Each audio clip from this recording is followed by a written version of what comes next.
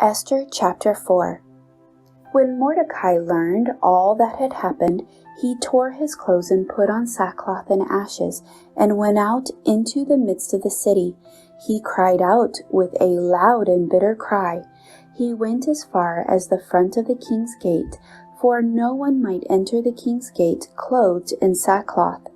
And in every province where the king's command and decree arrived, there was great mourning among the Jews, with fasting and weeping and wailing, and many lay in sackcloth and ashes. So Esther's maid and eunuchs came and told her, and the queen was deeply distressed.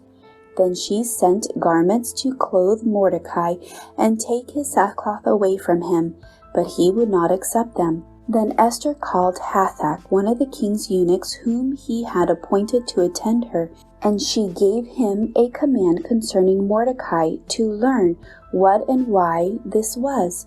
So Hathach went out to Mordecai in the city square that was in front of the king's gate. And Mordecai told him all that had happened to him, and the sum of money that Haman had promised to pay into the king's treasuries to destroy the Jews.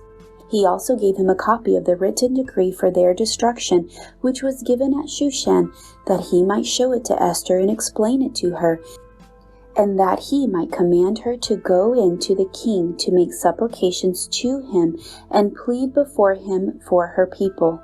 So Hathach returned and told Esther the words of Mordecai. Then Esther spoke to Hathach and gave him a command for Mordecai.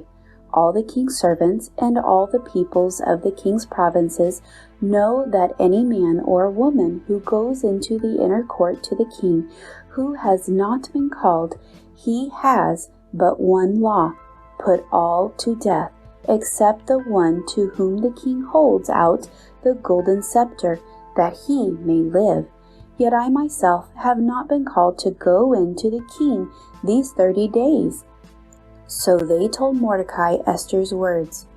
And Mordecai told them to answer Esther, "Do not think in your heart that you will escape in the king's palace any more than all the other Jews. For if you remain completely silent at this time, relief and deliverance will arise for the Jews from another place, but you and your father's house will perish. Yet who knows whether you have come to the kingdom for such a time as this?" Then Esther told them to reply to Mordecai, "Go, gather all the Jews who are present in Shushan and fast for me. Neither eat nor drink for 3 days, night or day. My maids and I will fast likewise, and so I will go to the king, which is against the law. And if I perish, I perish."